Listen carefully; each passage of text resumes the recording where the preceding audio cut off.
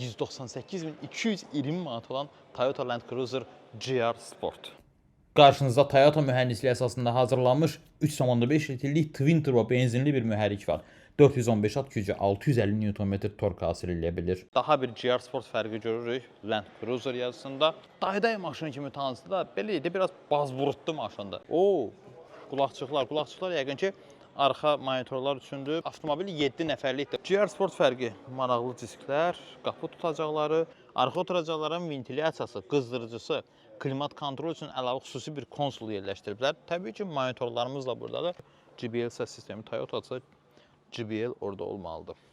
Premium, yəni demişdim axı ancaq 95 minimal. Rəqəmsal alətlər paneldə multimedia monitorudur, GR loqolu, maraqlı ağac teksturalı bir sükan var burada. Oturacaqların ventilyasiyası, qızdırıcısı hər iki tərəfdə, klimatın idarə olunması, hər tərəfli bir hər şey fiziki düymə yerləşdiriblər.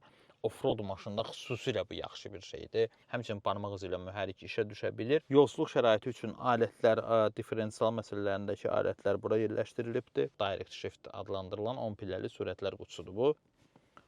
198.220 manatlıq Toyota Land Cruiser GR Sport üçün fikirlərinizi şərhlərdə gözləyirəm. Videonu bəyənib paylaşmağı unutmayın. Hələlik.